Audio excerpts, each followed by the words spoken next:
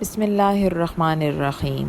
لبنہ میں کل فیصل آباد آ رہی ہوں تو سوچا تمہاری طرف بھی چکر لگا لوں، 2-4 دن مل کر بیٹھیں گے، ماضی کو یاد کریں گے، ابا اماں کی روح کو قبر میں خوش کریں گے۔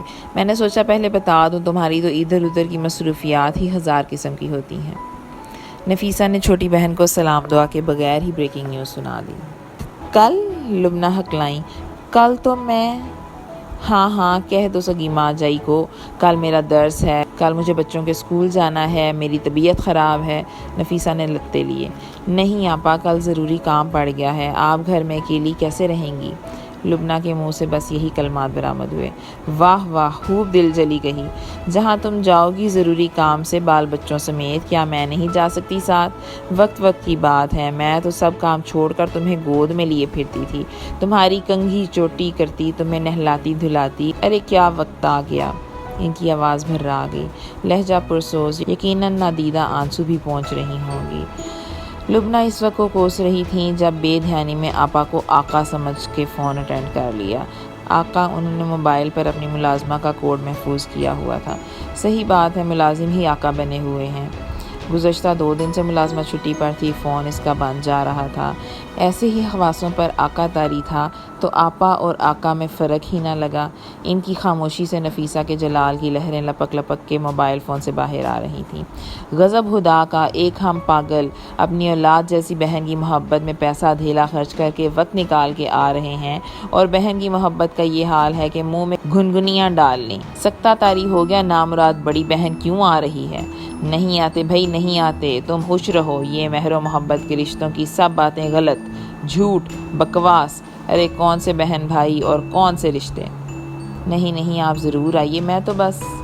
وہ کہتے کہتے رک گئی۔ میں تو بس یہ سوچ رہی تھی کہ ابھی 1.5-2 ماہ قبل تو آپ چکر لگا کے گئی ہیں، 2-3 راتوں کا قیام تھا، کیا بھول گئی آپ؟ مگر چپکی ہو رہی، کچھ نہ بولیں۔ اس بڑی بہن کا مزاج سخت، لہجہ کڑوا، نکتہ چینی والی عادت اور ہر معاملے میں ٹانگ اڑانا ان کا شوق تھا۔ جب بھی آتی اور وقتاً فوقتاً آتی ہی رہتی تھی، سارے گھر والوں کو تگنی کا ناچ نچائے رکھتی۔ چھوٹے تو چھوٹے، بڑے بھی ان کے سامنے آنے سے ڈرتے تھے۔ کان بہت تیز تھے، جتنا مرضی سرگوشی سے بات کر لو ان کو سنائی دے جاتی۔ گیٹ سے کوئی آہستہ آہستہ اندر داخل ہو کے ادھر ادھر کے دروازوں سے گزر کے اپنے کمرے تک پہنچنا چاہتا تو حیرت سے کہتی، اے فیضان، یہ چوروں کی چال چلنے کی ٹریننگ کہاں سے لی؟ کیا آہستگی سے سیڑھیاں چڑھ رہے تھے جیسے مجھے خبر نہ ہوگی؟ ارے میری 4 آنکھیں ہیں، 2 آگے 2 پیچھے، سب نظر آ جاتا ہے۔ یہ تو بعد میں پتہ چلا، لاؤنج میں جس صوفے پر وہ براجمان رہتی تھیں، اس کے بالکل سامنے کھڑکی کے شیشے سے پیچھے کا عکس صاف نظر آتا تھا۔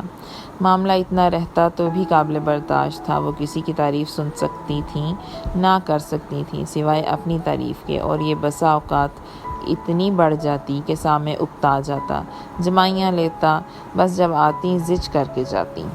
میاں ان کے پردیس میں مقیم تھے، بچے سب شادی شدہ، سال کے 12 میں سے 11 ماہ وہ دوروں پر رہتی۔ کسی کے بچہ ہوا ہے، سب سے پہلے مبارکباد دینے کے لیے جائیں گی اور سب سے بعد میں واپسی۔ کسی کی منگنی کی خبر ملتی تو مبارکباد کے لیے جاتی، اور گھر والے اسی خوف میں سانس روکے رہتے کہ شادی کے بعد بھی واپس نہ جائیں۔ شادی میں جاتی تو دعوتیں کھانے میں برابر حصہ دار ہوتی۔ دلہا دلہن اپنے من پسند مقامات گھوم پھر کے بھی واپس آ جاتے۔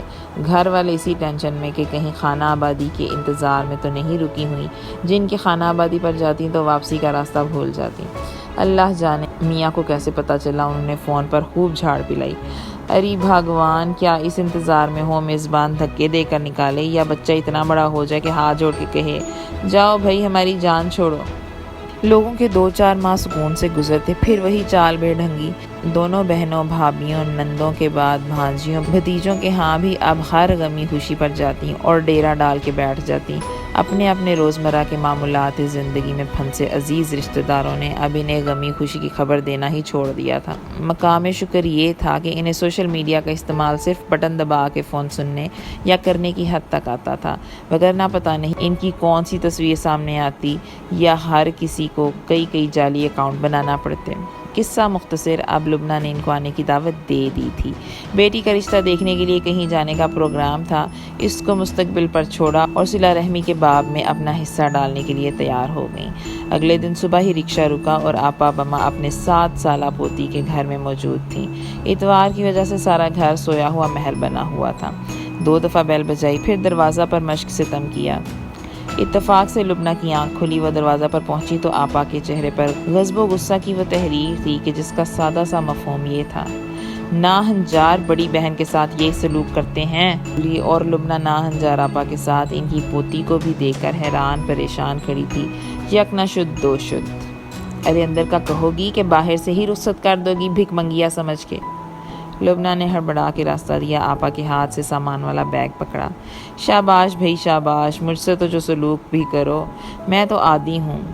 میری پوتی کے سر پر ہاتھ تو رکھ دیتی، بیچاری نے سالانہ امتحان میں پہلی پوزیشن لے لی، مجھ بدبخت کے منہ سے نکل گیا اپنے بہن بھائیوں کے ہاں لے کر جاؤں گی، کچھ سیر تفریح ہو جائے گی بیچاری کی۔ نہ بابا نہ، اب وہ دور نہیں۔ لاؤنج میں ان کی مخصوص جگہ پر پہنچتے پہنچتے ان کی پاٹدار آواز سے سارا گھر جاگ چکا تھا۔ ان کی آمد کی خبر ابھی لبنہ اپنے گھر والوں کو بتا نہیں سکی تھی۔ یوں اپنی آمد کی خبر انہوں نے خود ہی بریک کی اور ایسے شاندار انداز میں کی کہ سارے کے سارے یوں سکتے کی کیفیت میں تھے، جیسے اپنے آپ کو یقین دلا رہے ہوں کہ واقعی 2 دن کا قیام 5 دن تک طویل ہو گیا۔ لبنہ کے میاں خوب بھنائے، دبے دبے لفظوں میں احتجاج کیا، یار ابھی تو 2 ماہ بھی مکمل نہیں ہوئے تھے، مگر اپنی سگی بہن کے خلاف گھر والوں سے وہ سن سکتی تھیں نہ کہہ سکتی تھیں۔ اس کا فائدہ وہ اٹھاتی تھیں۔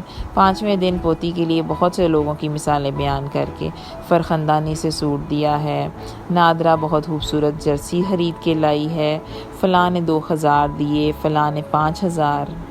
مالی حالات کی تنگی کے باوجود لبنہ کو ان کی پوتی کے لیے سوٹ خریدنا پڑا۔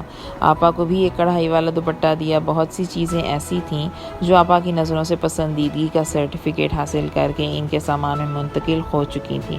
انہیں میٹھے میں سوئیاں بہت پسند آئی تھیں۔ ان کے خیال میں دیسی سوئیاں ان کے نامراد شہر چشتیاں میں نہیں ملتی تھیں۔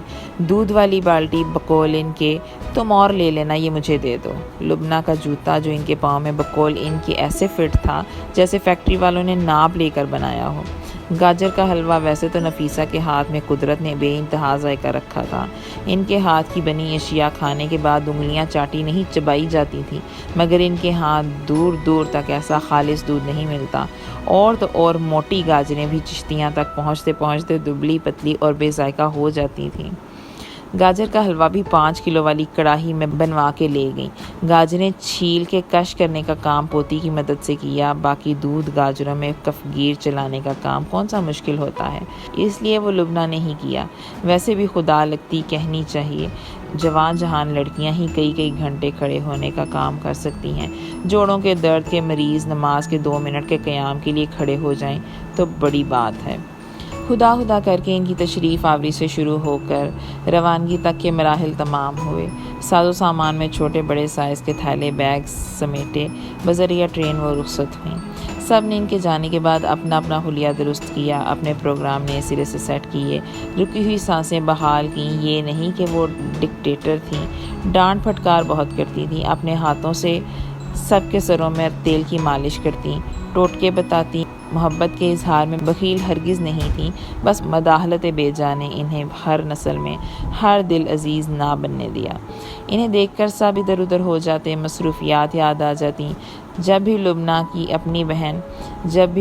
اپنی بہن نتاشا یا بھابھیوں وغیرہ سے بات ہوتی، آپا نفیسہ کا ذکر خیر ضرور ہوتا، ان کے گناہ جھڑوائے جاتے اور اپنے گناہوں میں اضافہ کیا جاتا، یاد آنے پر توبہ استغفار بھی کیا جاتا، مگر ہر ملاقات میں خواہ آمنے سامنے ہو یا فون پر آپا نفیسہ کا موضوع ضرور زیر بحث آتا، پھر کسی اور ذکر میں دم ہم نہ رہتا۔ پچھلے 3 ماہ میں وہ دونوں بہنوں، دونوں بھابھیوں اور اپنی بھتیجی بھانجی کے پاس 2 دفعہ آ چکی تھیں۔ اب اگلے دنوں میں لبنہ کے بیٹے کا رشتہ طے ہو چکا تھا اور بیٹی کا رشتہ دیکھا جا رہا تھا۔ اس کا مطلب تھا آپا پھر بوریا بسترا سمیت آ جائیں گی۔ بچے چیخ رہے تھے، ہم اپنے فرینڈز کو نہیں بلا سکتے، ہم اپنی مرضی سے کوئی کام نہیں کر سکتے جب وہ آ جاتی ہیں، بڑی خالہ ہیں، کچھ کہہ بھی نہیں سکتے، خدا کے لیے انہیں کہیے کہ شادی کے روز تشریف لائیں۔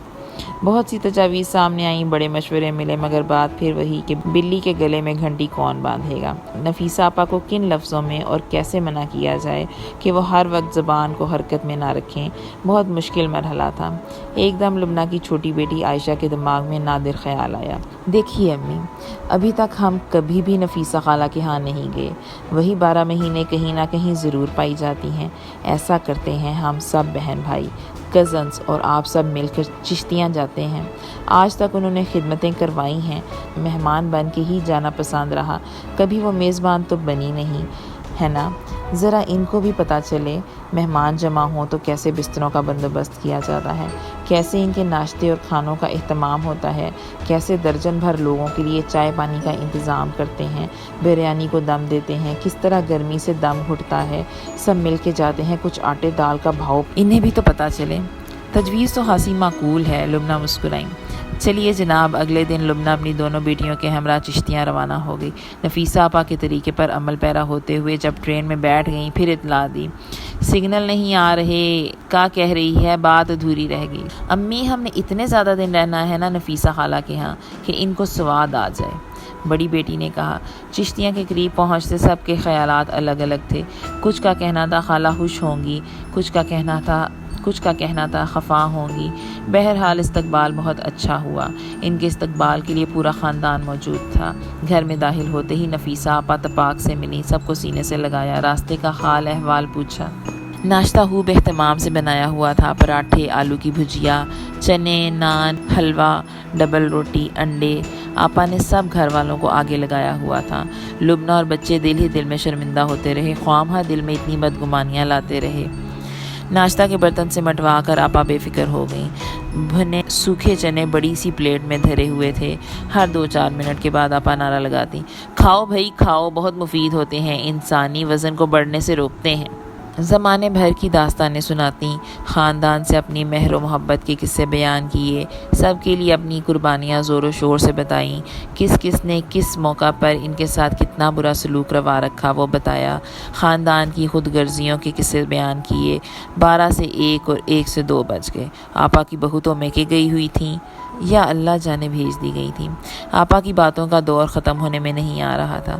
خالہ آپ کی بہو میکے گئی ہوں تو کیا کرتی ہیں آپ؟ مطلب آپ سے تو کوکنگ نہیں ہوتی؟ آپا نے ناک سے مکھی اڑائی۔ زندگی صرف بہو کے دم سے تو نہیں، اللہ نے جب تک زندہ رکھا ہے دیتا ہی رہے گا۔ بھوک سب کو لگی تھی۔ ایک پڑوسن نمک لینے آئی تو اتنے مہمانوں کو دیکھ کر حیران ہوئی۔ اے بوا، جب آپ کے رشتہ دار آ رہے تھے تو دلہن کو کاہے کو میکا بھیجا؟ گلی میں ملی تھی کہ اماں کہہ رہی ہیں میکے کا چکر لگا آؤ، بہت دنوں سے نہیں گئیں تم۔ آپا نے پھر ناک سے مکھی اڑائی۔ یہ مہمان میری بہو کے ہیں یا میرے؟ خواہاں بیچاری پر ظلم کروں۔ شام کے 5 بج گئے۔ نفیسہ آپا اپنے تخت پر براجمان رہی۔ کچن کا دروازہ بند تھا۔ لبنہ سمیت سب حیران کہ آپا ایسی تو نہیں، یہ کیا ہوا؟ مغرب کی اذان کے ساتھ ہی دروازے پر گھنٹی بجی۔ آپا کا بیٹا کھانے پینے کے سامان سے لدا پھندا اندر داخل ہوا۔ دسترخوان بچھا ہوا تھا۔ آپا نے بڑے سے تھیلے سے ڈسپوزیبل کاغذی پلیٹیں، چمچے نکلوائے۔ مشہور ہوٹل کی بریانی، قورمہ، تندوری روٹی، سلاد، رائتا اور ٹھنڈی ٹھار کولڈ ڈرنک ندیدوں کی طرح سب نے کھایا۔ دسترخوان پر رکھے ٹیشو رول سے ہاتھ صاف کیے، برتن کوڑے دان میں ڈالے۔ چلو جی، رات کا کھانا تو چاند بابا نے کھلا دیا، اللہ اسے اجر دے۔ دل کا بھی اچھا ہے، ہاتھ کا بھی کھلا، بڑی آؤ بھگت کرتا ہے مہمانوں کی۔ انہوں نے بڑے صاحبزادے کی تعریف کی، پانی کا گلاس خالی کر کے میز پر رکھا اور اٹھ کھڑی ہوئیں۔ لبنہ، برا نہ ماننا، میری تو مجبوری ہے، میں نے تو پہلے سے صادق آباد اپنی بیٹی کے ہاں جانے کے لیے بکنگ کروا رکھی ہے، آگے بھی نہیں کروا سکتی تو خیر سے اس کے ہاں اسی ہفتے میں خوشخبری متوقع ہے، مجھے تو اجازت دو۔ یہ تمہارا اپنا گھر، جب تک چاہو رہو، جو مرضی چاہو پکاؤ کھاؤ، بچوں کو کھلاؤ، گھماؤ پھراؤ۔ ادھر سے فارغ ہوتی تو انشاءاللہ ضرور تمہاری طرف کا چکر لگاؤں گی، بہت دن ہو گئے۔ لاہور فیصل آباد کا بھی چکر نہیں لگا، بس زندگی کے میلے اور باغ بہارے ہیں، کوئی جھجک نہ رکھنا، بلا تکلف ہر چیز استعمال کرنا۔ بس میری تو ممتا کا امتحان آ گیا نا، مجبوری ہے۔ ان کے لہجے میں تھوڑا سا سوز آ گیا، یا شاید ان لوگوں کو محسوس ہوا۔ آپا باہر کھڑے رکشہ پر بیٹھ کے یہ جا وہ جا۔ لبنہ اور بچے آنکھیں پھاڑ کے ایک دوسرے کی طرف دیکھ رہے تھے، یہ کیا ہوا اور اب کیا کریں؟ اس طرح کی مزید کہانیاں سننے کے لیے ہمارے چینل کو سبسکرائب کریں اور بیل آئیکن کو پریس کریں اور ہماری ویڈیوز کو شیئر کریں۔ شکریہ۔